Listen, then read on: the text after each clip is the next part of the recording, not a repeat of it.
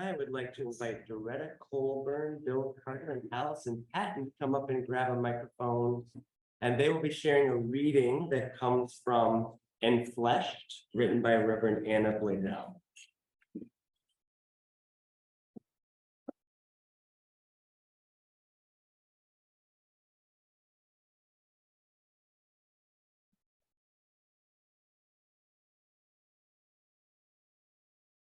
Today. Yes, today. Yes, even today. As fires rage and floods seethe, as so much, and so many are inundated. Underwater, under evacuation, under the assault of too much for too long. And not enough to. As we, Residing in such chasms of grief, of exhaustion, of loneliness, of willful carelessness. of unmet need. Today, Yes, today. yes, even today. May beauty find, may gentleness soften. May care reach. May spirit soothe. May life meet. You, and you, and you, and us. In each broken, open space. In each broken, open heart. In this broken, open world.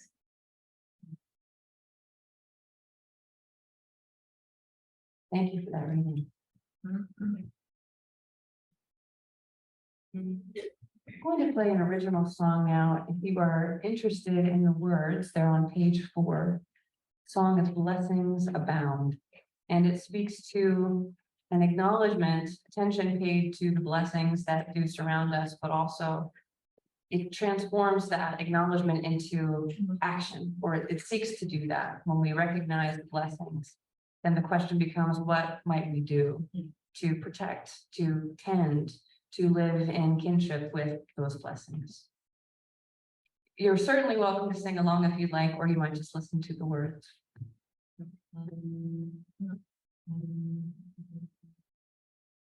Blessed are the little ones with their dirty hands and feet. They've been racing through the garden while their mamas pull them weeds. Blessed are the butterflies that are dancing in the breeze. See them clapping for the children every time they flap their wings.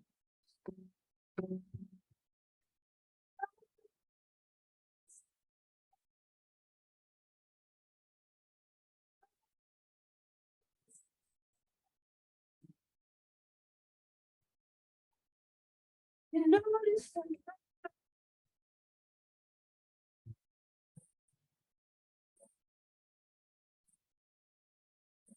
Blessed are the spiders spinning webs all through the night. Now they shimmer into the new day when they catch that morning light. Blessed is the ladybug who is resting on my hand. See her wander across my knuckles till she's taking flight again.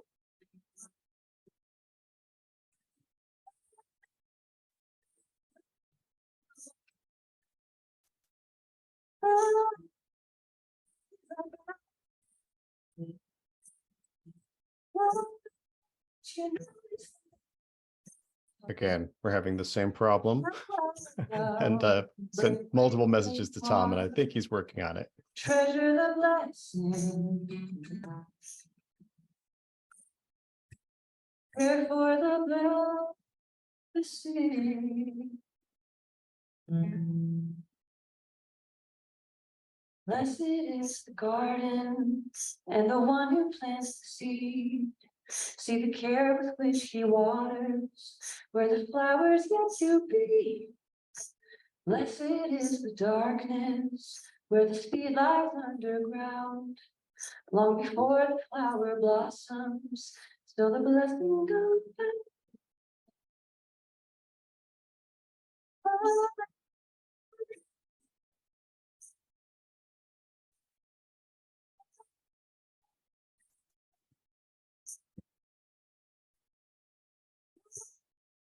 You notice that.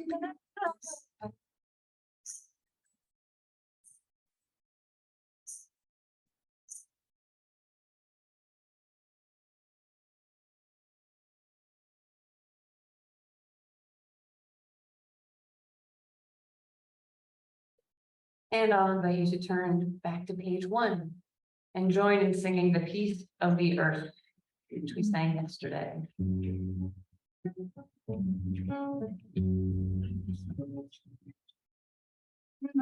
peace of the earth. The peace of the earth. The peace of the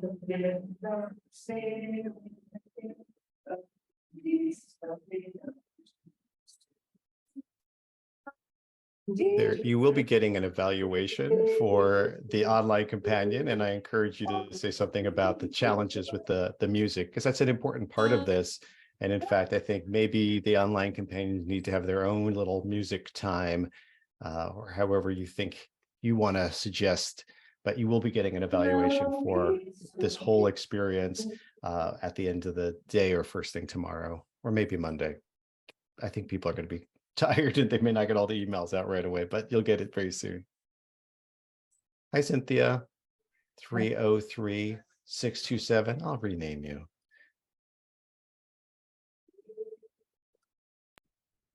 Thank you. So we're having singing, which we can't hear because of Zoom difficulties, and multiple messages have gone.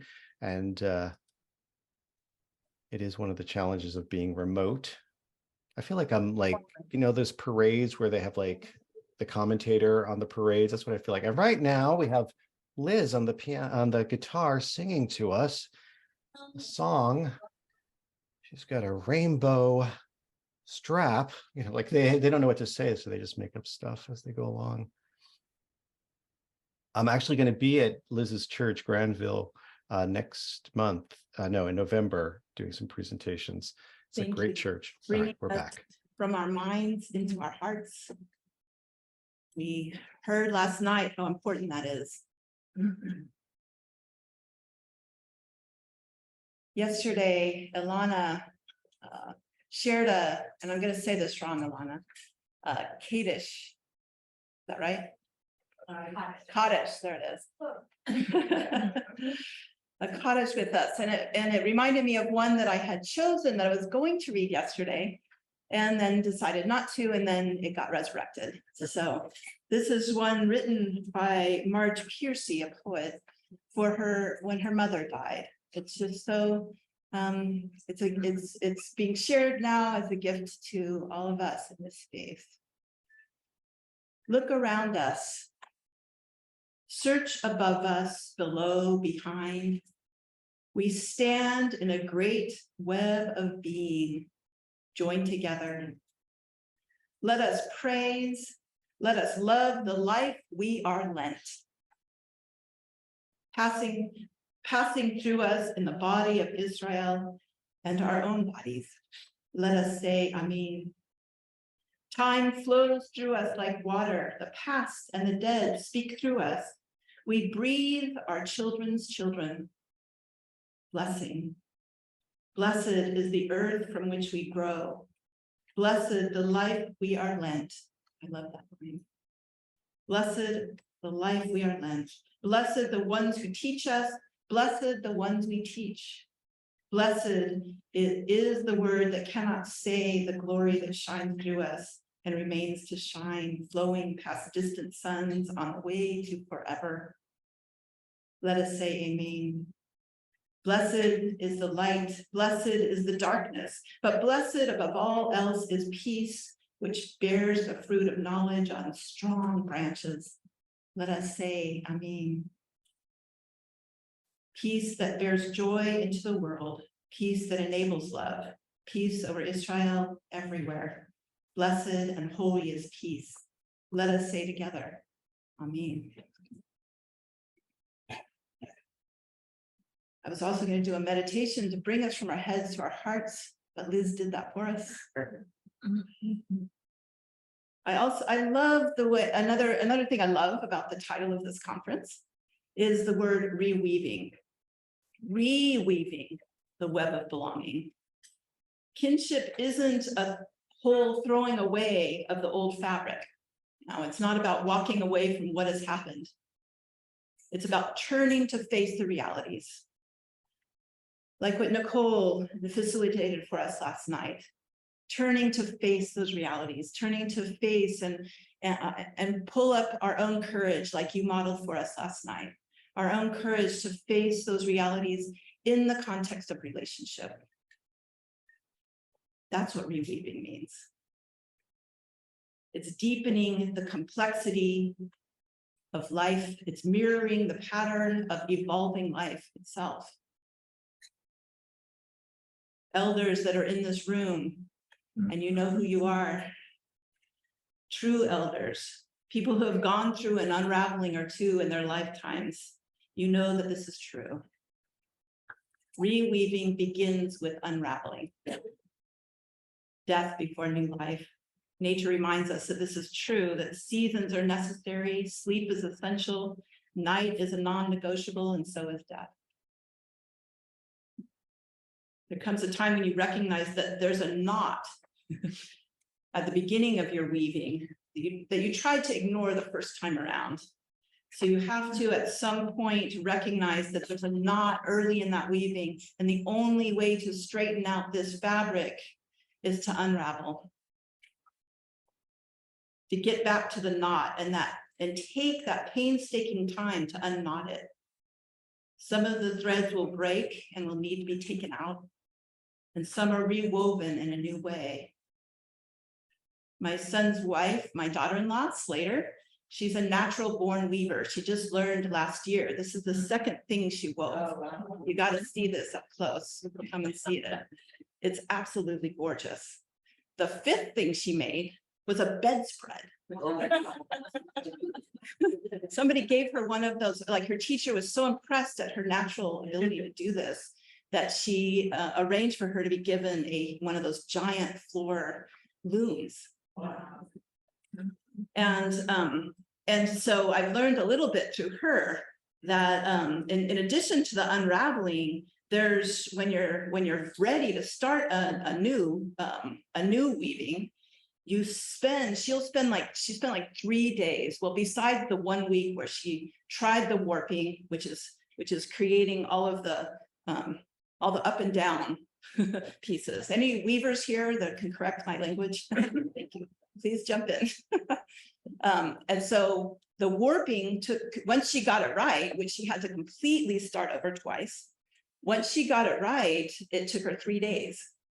There's over 1,000 of those little things. And then the fun work of the actual weaving happens. But there's that preparatory work that's necessary. Setting up all the warps takes time. It's not the fun part, but it's the important part. Unraveling the knots is not the fun part, but we need to begin there. And then when you begin that reweaving, let me just back up, kind of skip some stuff that I want to say. Because this kinshipping, and I love how you presented it as a verb, is a verb. It's a relationship building. It's relationshiping.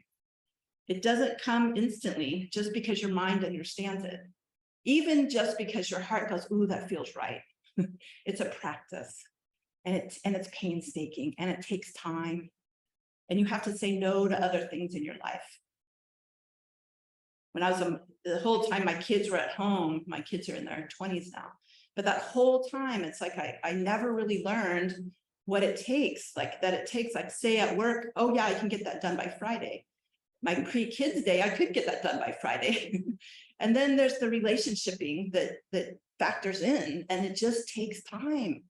And so it takes a while to sort of adjust your life to focus on the relationship being at the center rather than the accomplishing. So that's a beautiful metaphor. This loom is a beautiful metaphor for what we're talking about here. And how that connects with our relationship with nature. There's a something that helped me within my own tradition to understand how important this is, this weaving, this web of belonging, this restoring the great conversation with the more than human others in our place. And it was in my tradition, the tradition of those of you within the Christ tradition, you'll know, or you've noticed probably, that every time Jesus went out to pray, he went into the mountains. He went into the wilderness, or at least into the garden, one time into the lake. And the word that's used, the Greek word, is eis, which is into. It's a relational word. It's not a locational word. It's a relational word. It's entering into relationship with the wilderness, the garden, the mountain. It makes sense that the church pays a lot of attention to learning how to pray. It's an important agenda for all, I think, religious traditions. In the Christian tradition, we have centering prayer and tazé prayer and silent prayer and petition prayer and liturgical prayer and confession prayer and prayer without ceasing prayer and prayers of the people prayer. But when was the last time that we encourage people to go to the mountains to do it?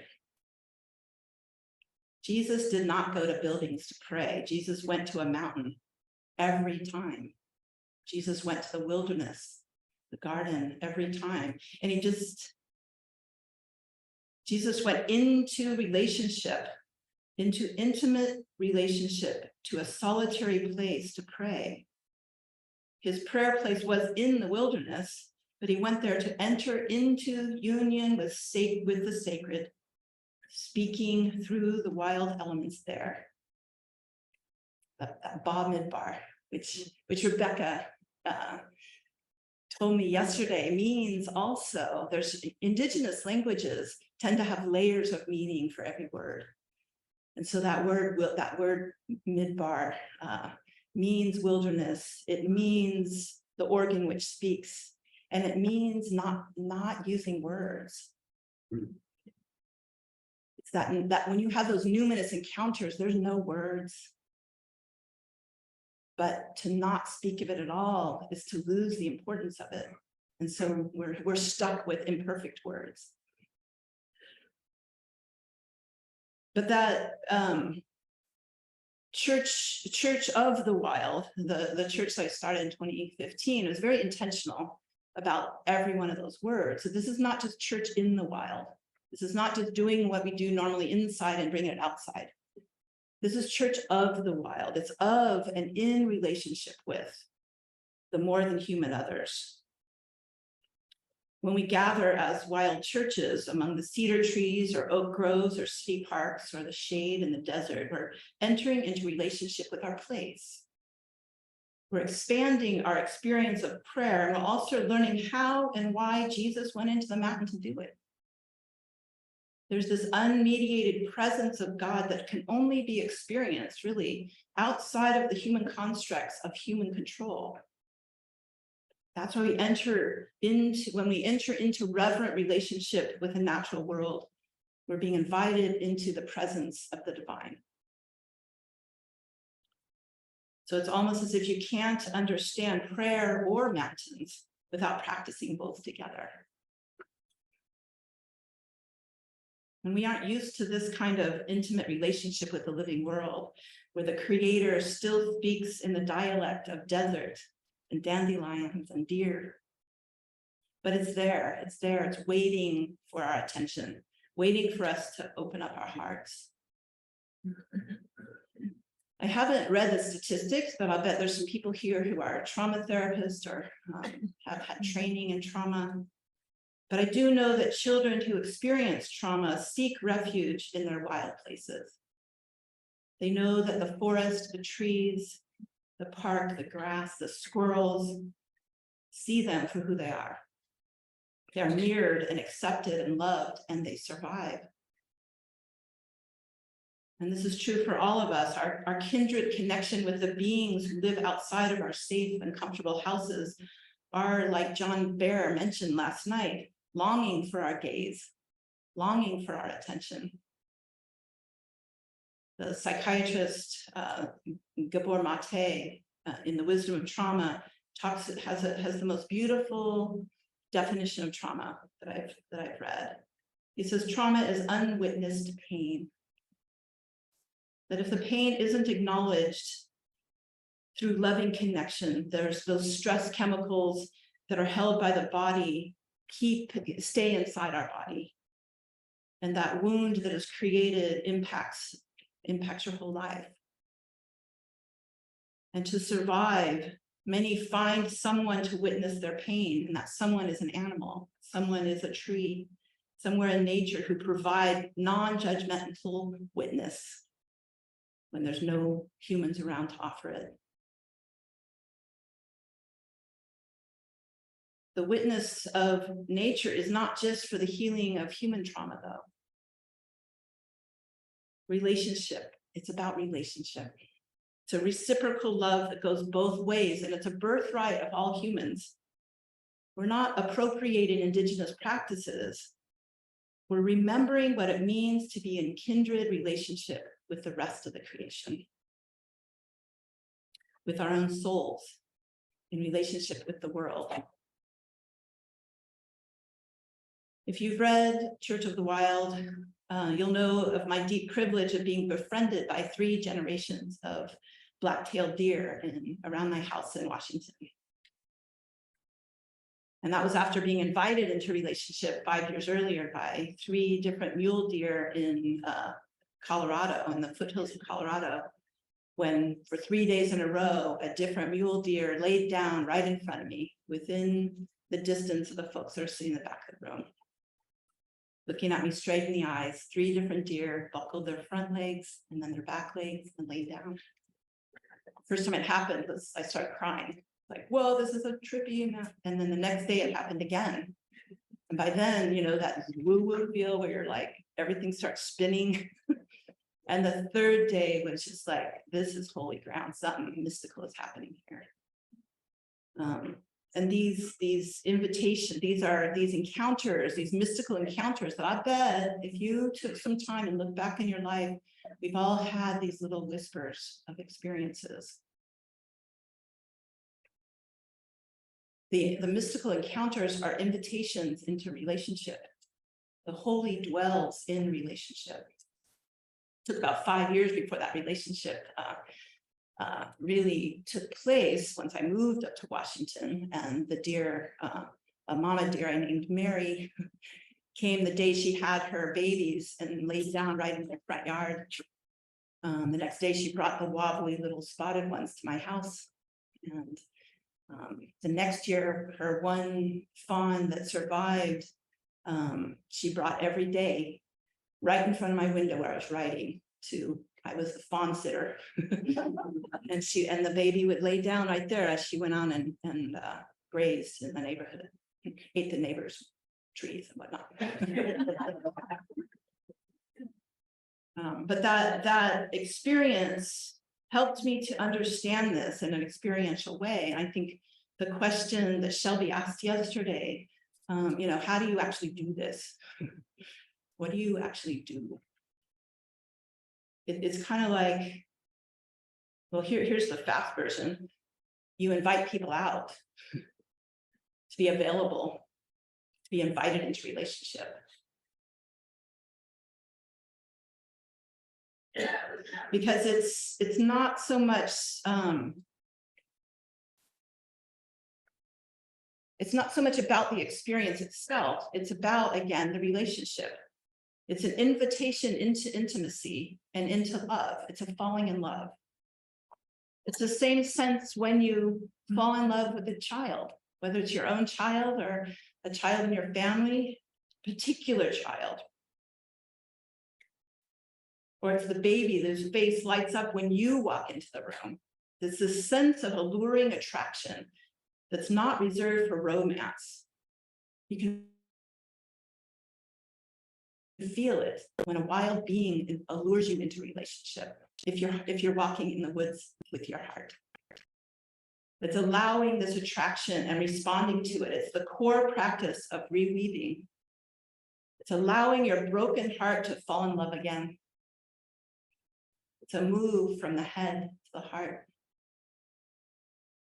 And it's only from that posture of love can those walls of resistance that we all sense in our communities.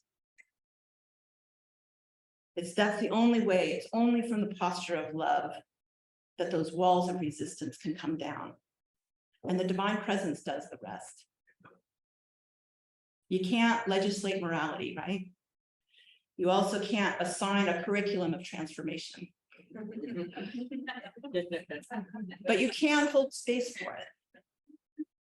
Harvard Business School researchers found that leaders need to provide, for transformation, leaders need to provide a safe space for changes. But also, that safe space needs to be equally uncomfortable. That's something that's difficult to do when your paycheck is coming from making sure everybody in your church is comfortable.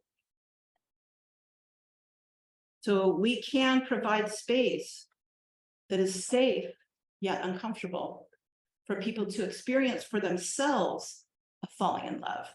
Because if you don't experience it yourself, then it's the same thing as joining a church because everybody else is, or joining a movement because everybody else is, or joining a church because that's what you do in your family. If you haven't had that core experience, that numinous experience of the reality of another world, another spirit world that is calling you into relationship, then you're just doing a thing.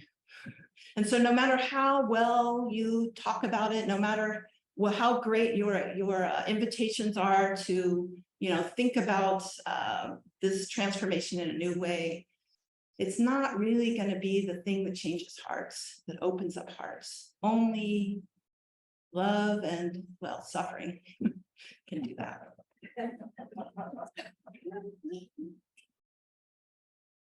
So there's a lot of ways, there's a lot of things that I could suggest. But luckily, my next book is called Field Guide to Church of the Wild, and that's what a bunch of those things are.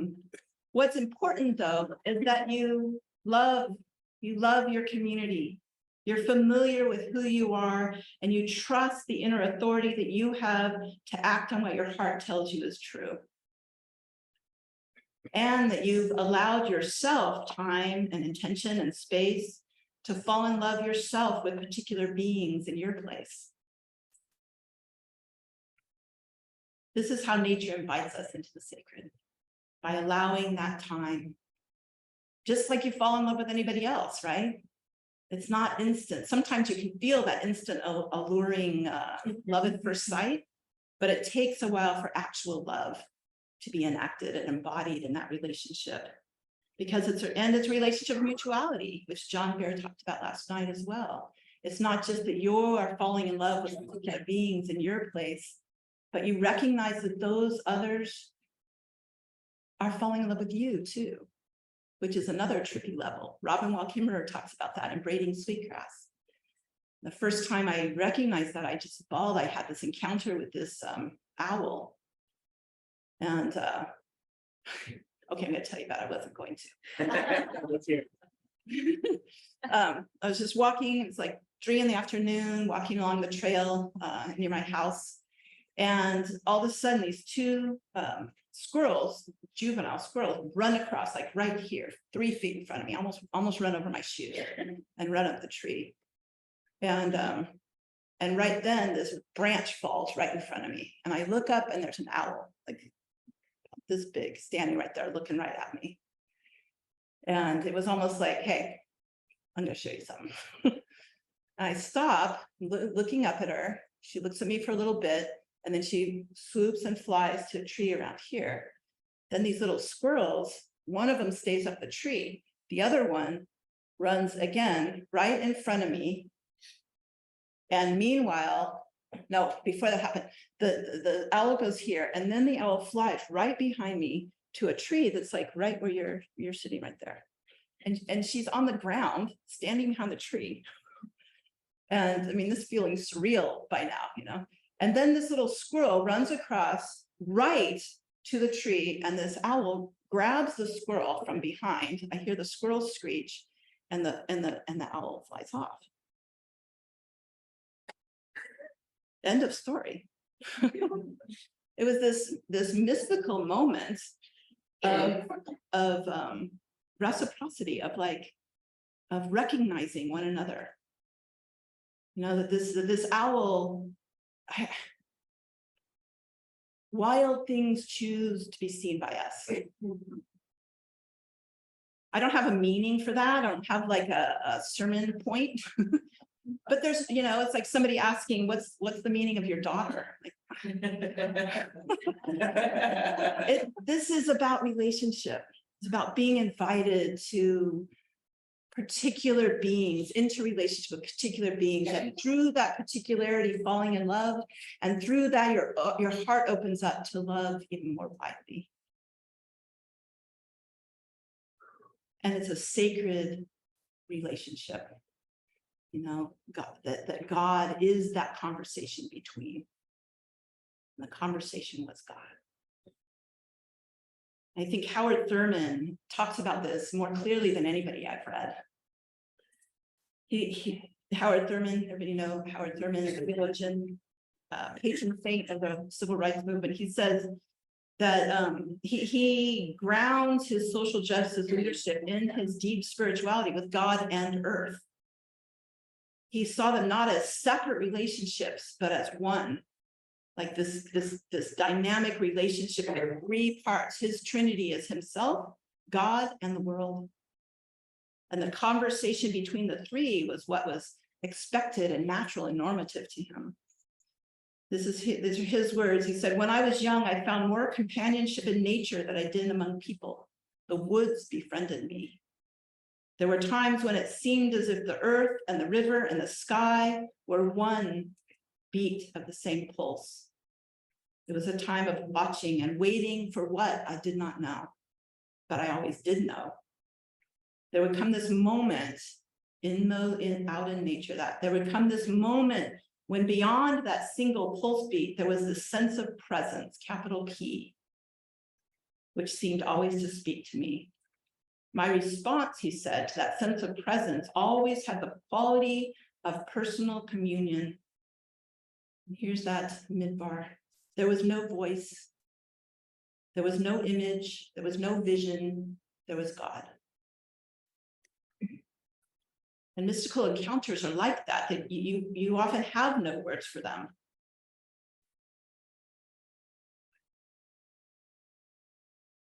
And this is the gift that you can give to the people in your world, in your way, with your language, with language you know meets where they are. That provides a safe environment. Using language, you know, that's uncomfortable to them, pushing them too far, too quickly, that's not safe. But it is uncomfortable enough, you know, to invite them to go out and to spend 20 minutes listening to a rock, whatever works for your community. There's something about slowing down to be present in a wildish space for an extended time, even 20 minutes. When I first started Church of the Wild, you know, I didn't explain anything, explained way less than I've explained this last 2 days. I was just like, all right, for now, for 20 minutes, everybody go out from this circle and have a conversation with a rock or a tree or something. Come back in 20 minutes. And they were like, what, are you kidding me? We're going to talk to a rock for 20 minutes. And I was like, yeah, just try it. And they came back and every one of them were like, wow, I've walked in this area my whole life. And I've never once stopped to just listen. We need more time. So in Church of the Wild, we have a 45-minute time at least of people leaving the circle and going out and listening to the preachers who are blue jays and the blue sky, and then coming back and sharing that experience. The kinds of terra, do you call it lectio terra, that you did yesterday, those are little practices. Those are practices of listening, practices of connecting. There's something about that. There's this silence when you go alone, where your own voice begins. At first, it's the big chatter in your head. And as you continue, you can hear your own voice fade. And you can begin to hear the voices of the others, the wind and the rain and the chickadees. And eventually you can hear it, a deeper silence, an invitation to listen to the voice of the sacred between and in all things. A voice that is as deeply your own voice as it is the tree's voice, as it is God's voice. So this core practice of wandering or sauntering or sit spot is this practice of slow and intentional reverent approach of the others. When you approach the world like you're on a mission and you have your goals, you need to get to the top of the mountain, you know, you need to get to your job, get your kids to school on time. You've lost that reverent cadence of a wandering. There's nothing wrong with rushing to get to work on time. It's just not reverence. Reverence is slow and intentional. It's allowing awe to fill your lungs and bring tears to your eyes and flood your bloodstream with extra oxygen and energy. Wandering with reverence means you're looking at the world with softened eyes that no longer see others as objects, even objects of beauty. Reverence allows you to behold the trees and the water and the tiny ants as separate beings and allow them to gaze back at you, mirroring your aliveness.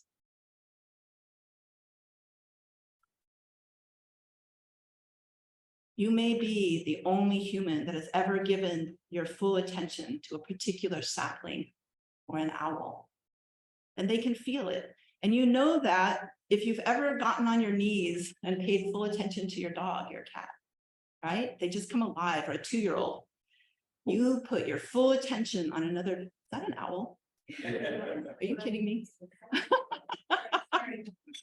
Oh, that was your phone. That's hilarious. What is happening here?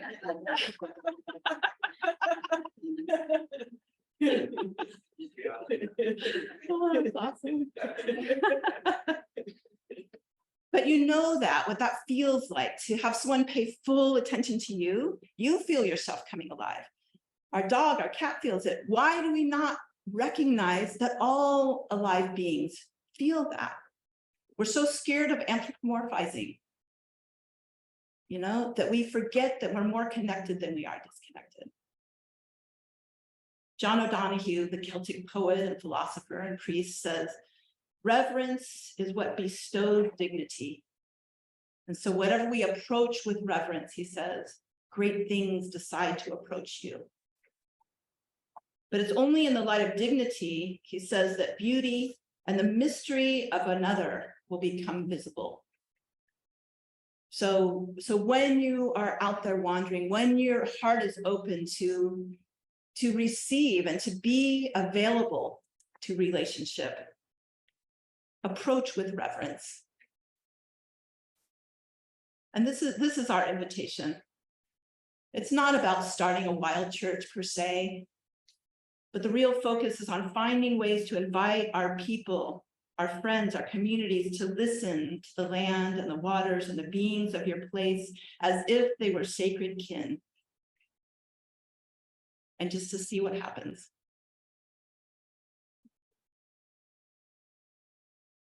It's more than appreciating nature. It's allowing your heart to break open and to fall in love. You can love the earth by taking care of it, by getting involved with advocacy and remove dams or protect forests, or simply by living simply, by adding nutrients to your soil, by limiting fossil fuels, by eating local foods. And I hope that we all do more and more, have more and more integrity.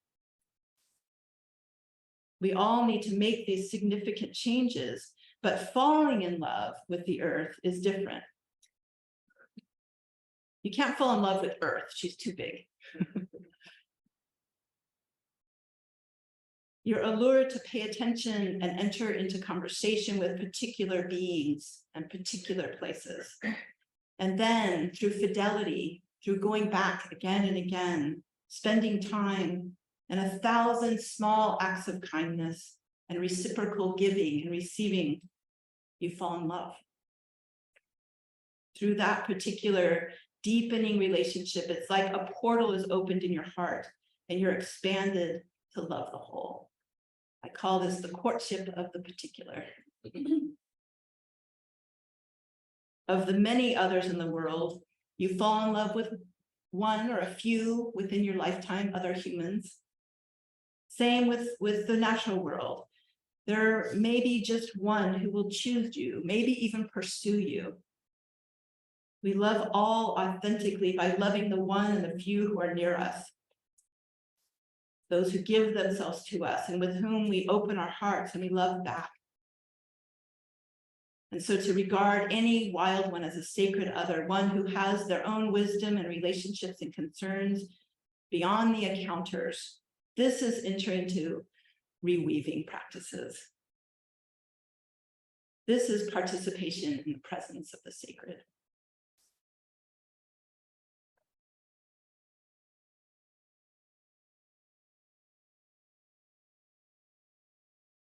I'm going to tell a little bit more about Wild Church, but I think I've run out of time. But Church of the Wild, it's, you know, like I said, it's not up to you to start a Church of the Wild. If you do, there's a Wild Church network of connecting people who are trying this. We're all experimenting. And it's not just a trendy form of church for people that shop at REI or live in Maine. It's not just for people who want to avoid buildings. It's not even a sneaky way to get religious people to care about climate change.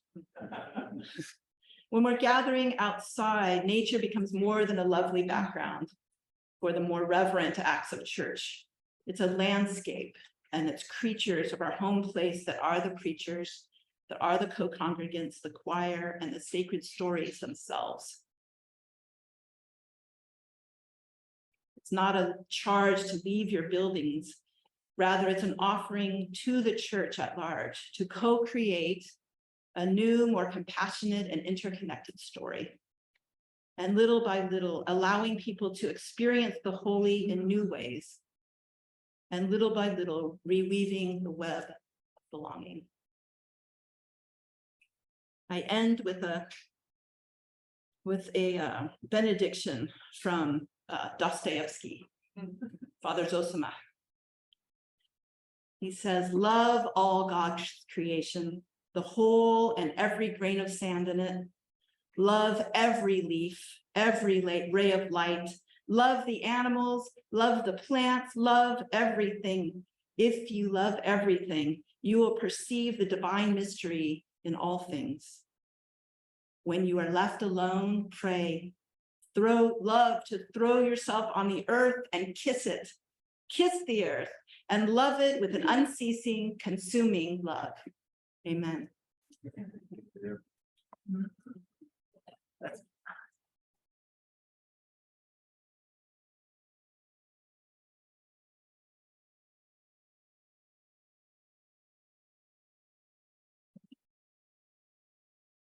As Victoria was speaking, I realized that when we sang, "We shall be known by the company we keep," I was thinking about just us.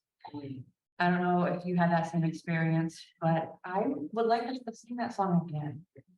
And if it's comfortable for you and you wanted to turn towards the windows to look out at the company we keep beyond this room, then you're encouraged to do that. Page 11 in your song. We shall be known. And if you'd like, sit if you'd like. Here we go. We shall be known by the company we keep, by the ones who circle round to tend these fires. We shall be known by the ones who sow and reap the seeds of change alive deep within the earth. We shall be known again. We shall be known by the company we keep, by the ones who circle round to tend these fires. We shall be known by the the ones who sow and reap the seeds of change alive within the earth. It's time now we thrive.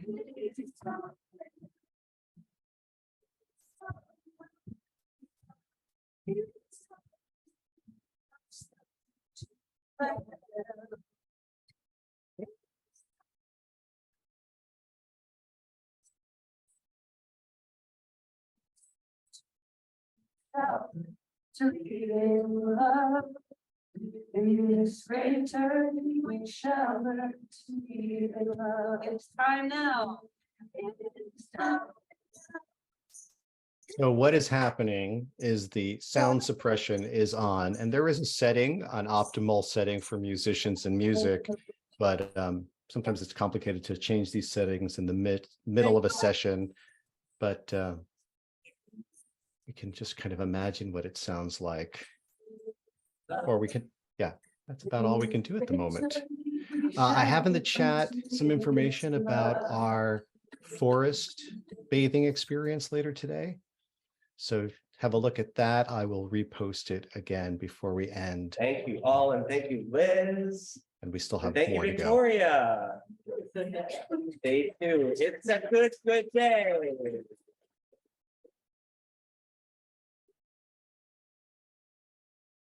So did one or two things that Victoria shared this morning resonate?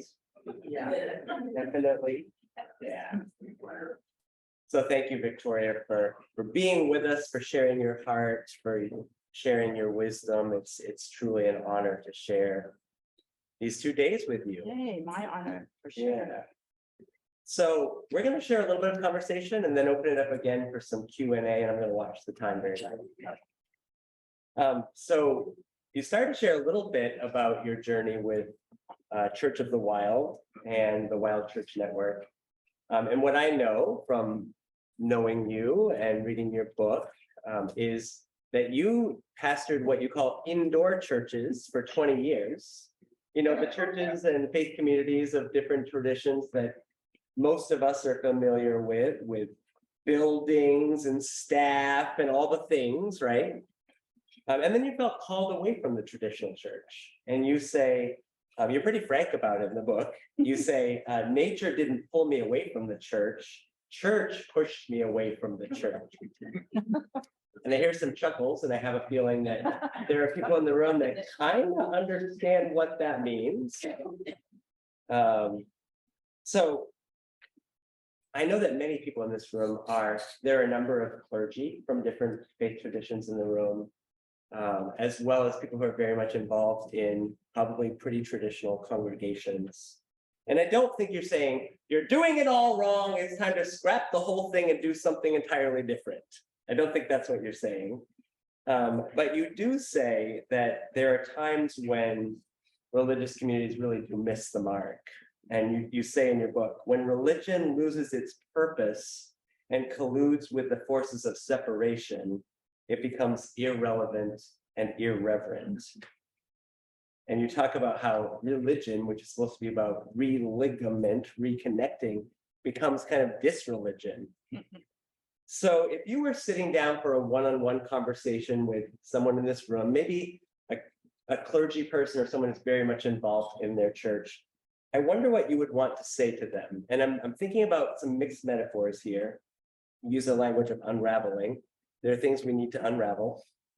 We also have been using the metaphor, well, a little shout out to my church, Hope Gateway in Portland, where our current worship series is called Composting Christianity, which is not saying it's all bad. It's saying that there are nutrients in there, right? But there's also a lot of stuff that we kind of need to sort through to find what's really life-giving, right? So composting, unraveling, there are things we need to unlearn, right? So I wonder what you would say about what needs to be unraveled, unlearned, composted to find the treasures that there really are to be mined in our faith traditions, but also a lot of things that we need to confess and let go of and repent of. Okay, what would you say? You're having coffee and someone's saying, help.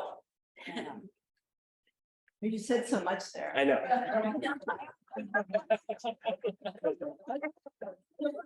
A great conversation.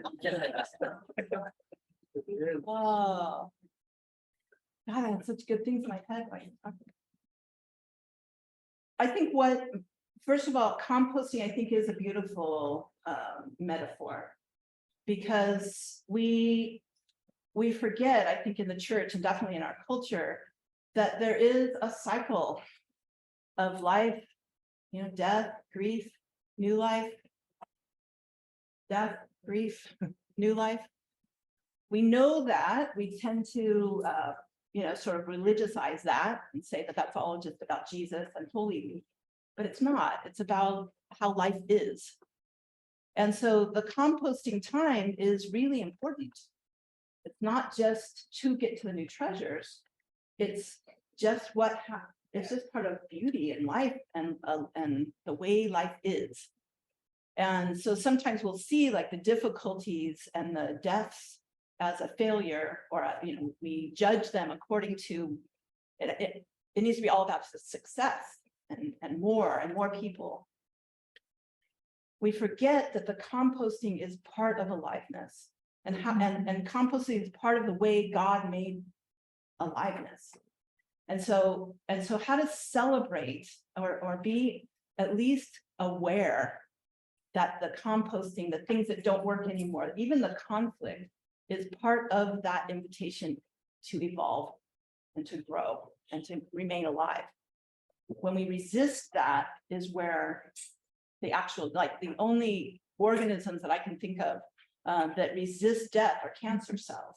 And they kill the host, And so when we get to that place where we refuse to change, we become like those cancer cells. We refuse the composting. So I think that level, so what needs to be composted? I think anything that's not rooted in love, period.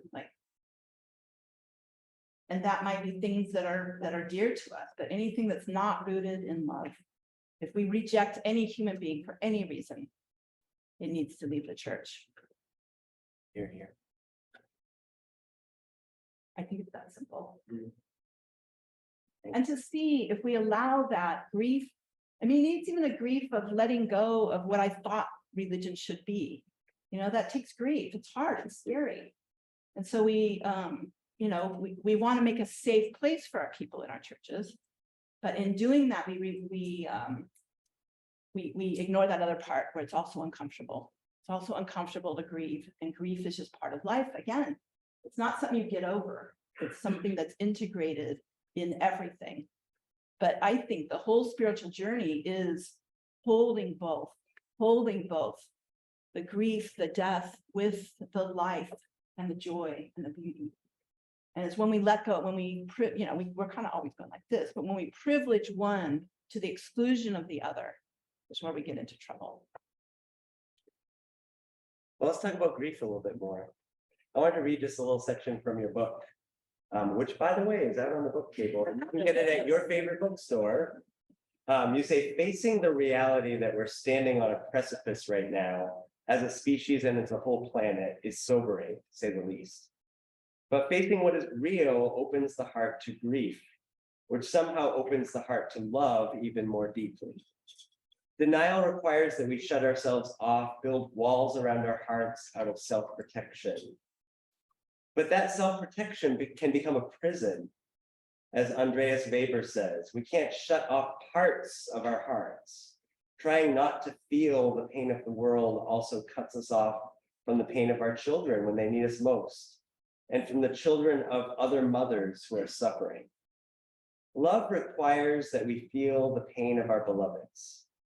Only by facing the reality of their suffering can we grieve.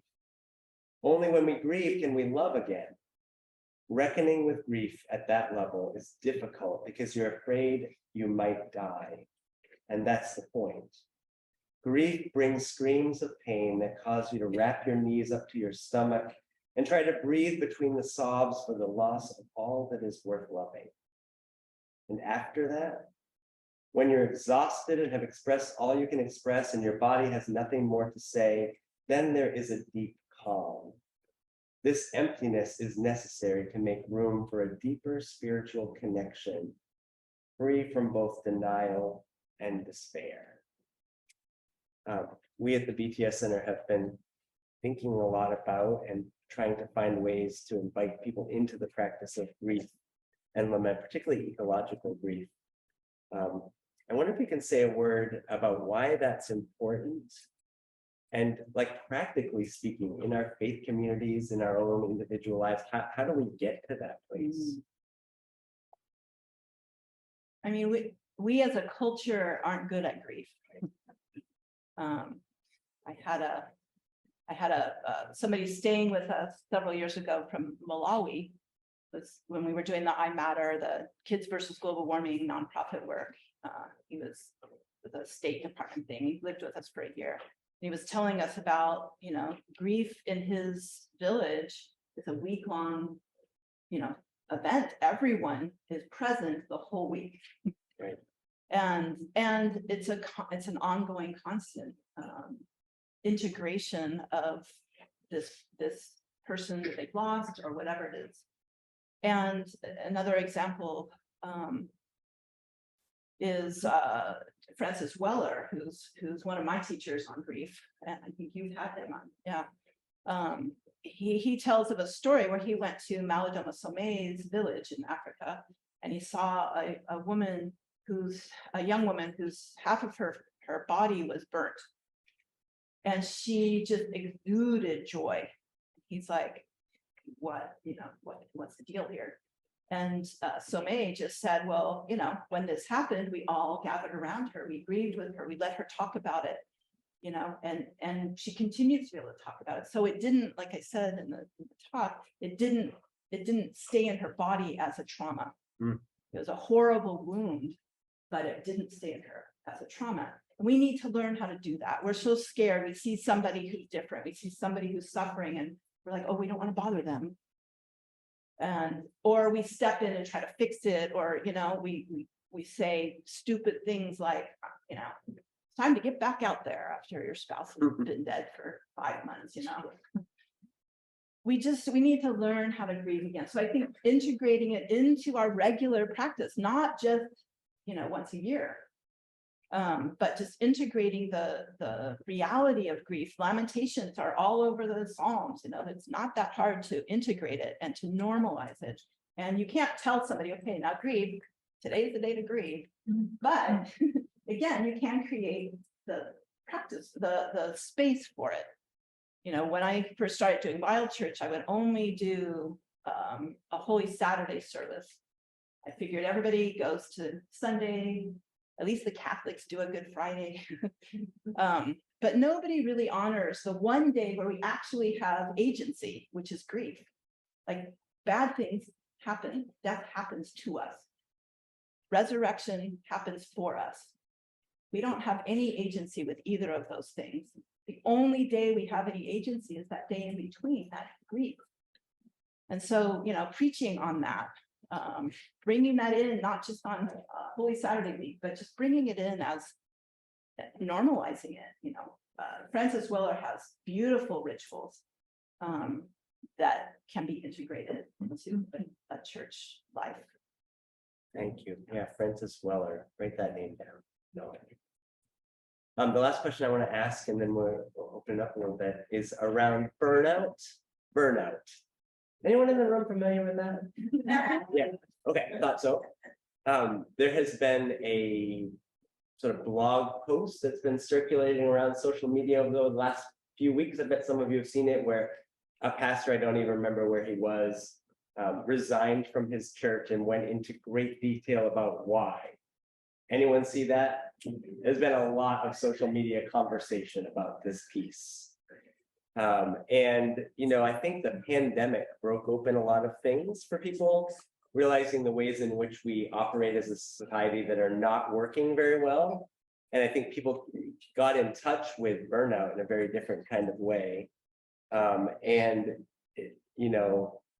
Working from home wasn't exactly an antidote to burnout, because people actually then didn't have any way to kind of separate their work life from their home life. And actually productivity went up, not down. So I think I think this is very real in our society and not unrelated to the conversation we're having here. And probably many of you have heard the term the Great Resignation, which is sweeping across the world and including among clergy. So I wanted to read again another section of your book. You say, like an ancestor who gathered berries and nuts, who knew which mushroom were poisonous and which would be delicious, I had collected glimpses of something missing inside my heart for many years. The fibers of the basket were unlacing, and it was getting too heavy to carry. It was time to unpack it. Sometimes it takes years of collecting moments of insight before you're really ready to dump it all out onto the table to see what you've got, find the patterns, make connections, and allow yourself to see what you never noticed before.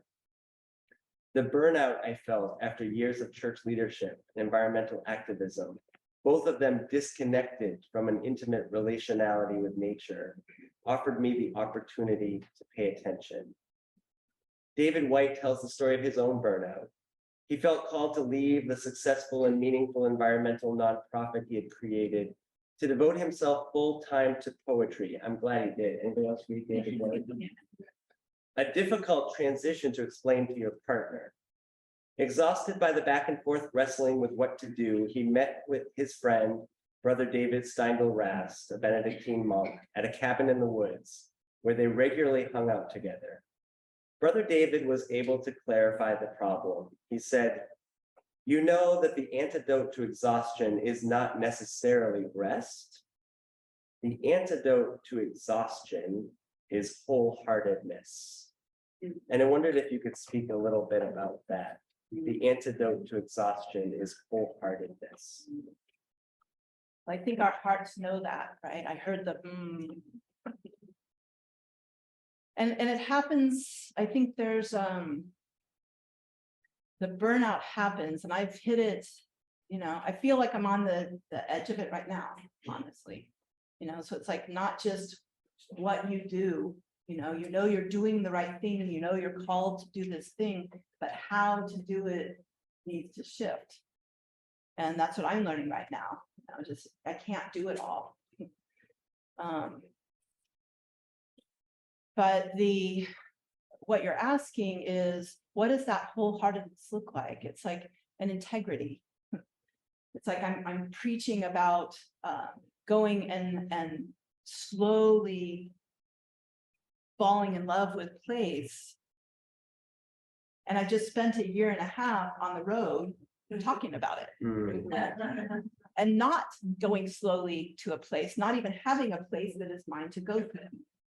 And so I've been hit in the head over and over this past 1.5 years which is interesting because I had, I'm interrupting myself. I do this a lot. Okay. I had the book that I really want to write, the third book down the road. It's about what does it mean to actually belong to a place. How Robin Wall Kimmerer says, you may not be indigenous to a place if you don't have 400 years of ancestors buried there, but you can choose to belong. That line just haunts me. How can I choose? I who have this move that I finally moved into a house after that 1.5 years, 3 weeks ago. That was my 47th move. If you don't count the over 100 beds that I slept in that 1.5 years. Like, how does somebody like me, and a descendant of colonizers, whose ancestors were displaced all over Ireland and Scotland, how do I belong to place? And I wrote in a book proposal, which was rejected. I'm so glad it was, because I'm not ready to write this book yet. I'm still living it. After that, I felt like I was almost thrust into the wilderness of not belonging to any place. So, but I think there's something about that deep connection with place that mirrors to you that reverent, slowing rhythm of life that's necessary to at least counteract the freneticism of our society, of our jobs, of our demands with our kids, all of that. And when that's not there, we can feel it. We can feel that disconnect. And we can feel, or even just the, just being aware of the inauthenticity of my life, lying here, eating meat, like the things that that I'm sort of against, but I don't have the whatever yet to live. That's not wholehearted, And so it's not that you get perfectly wholehearted, because there's that Western thinking again, right? Doing it right. But it's an intentionality of I love that book that's out now, Rest as Resistance. It's like we need to learn as a whole culture how to even freaking rest.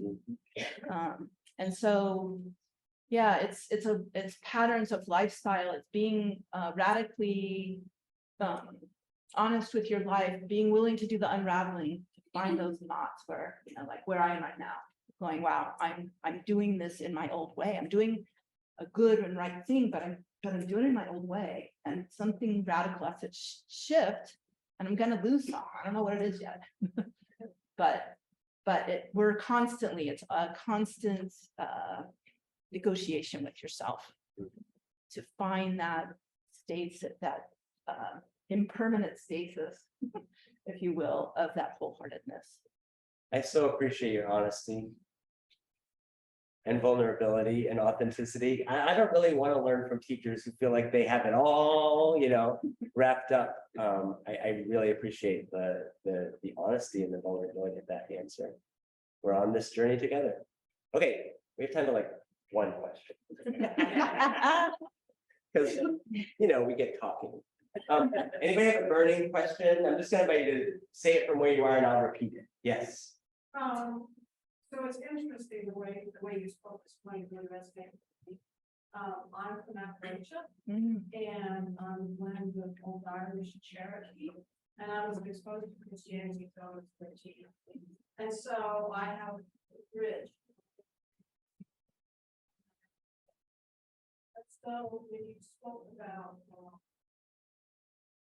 Western, people say Western, what I hear is people came from Europe, but they were indigenous, and they lost their rights to be indigenous because they were pushed out of different lands. There was wars, there was displaced, and so in that suffering of coming over here and being a refugee, and being indigenous to another land, you were robbed of that culture of the land. Now, when I travel the world, wherever I am, I'm indigenous because the land is my home. And so I'm always home. The earth is my home. And so I never feel separated. But I wonder, as Christians, especially European Christians, is it the separation that you constantly warn because I see such warning around me? Or is it this misplaced guilt? I'm kind of trying to understand that whole piece of people feeling hopeless or apologizing for things, or that whole the Christian framework of it. Could you speak on that? The lack of feeling like you're indigenous because you are. Well, there's a lot in that that's difficult to figure out how to respond.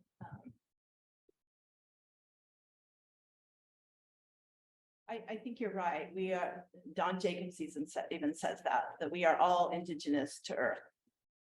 There's different ways of understanding indigeneity.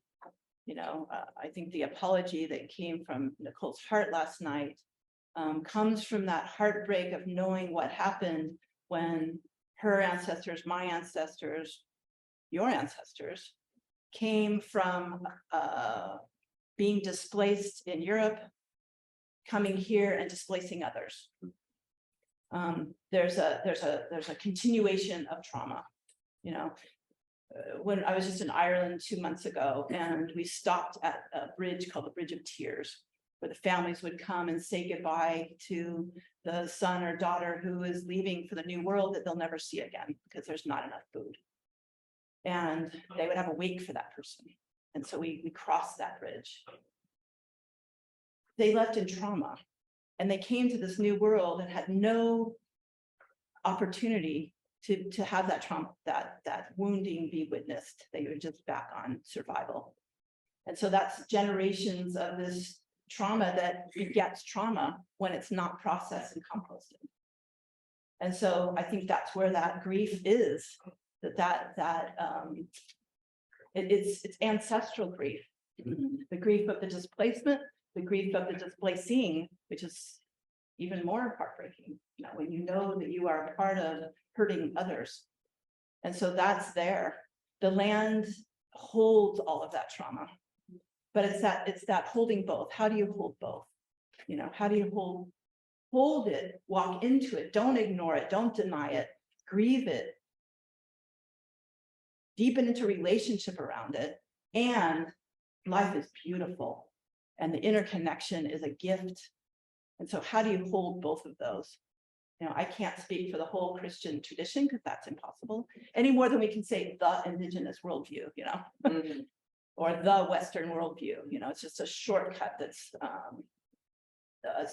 oversimplification. There's a book by, I'm gonna blank on this name. I was hoping it would come to me before I got to the sentence. Really thick. Something of paradise. God bless it. Saving Paradise. Saving Paradise. Yeah, the BTS guy. Yes. Saving Paradise, I would recommend to you if you want to hear the Christian story of that separation. It's difficult to read. It's very thick. I can take in about one chapter every 6 months. It's just so heavy, but there's reasons why the Christian church it tells the story of how the Christian church has been complicit in and actually the aggressor in that severe disconnection from the land, because they were complicit with colonization, which is all about land and power and owning, getting to the place from where you own the land. Like our whole worldview is I own this land and therefore I can, belong to it. So going from that mentality to that actually we belong to the land. That's just a huge shift for us that we enter in by that unraveling, by that grief, by the apologies, but also hold that with the joy that we do. We are indigenous to this earth. We do belong. How do we hold those both? That complexity is the spiritual journey. So thank you so much today. Thank you. I wish we could continue all day, but we can't.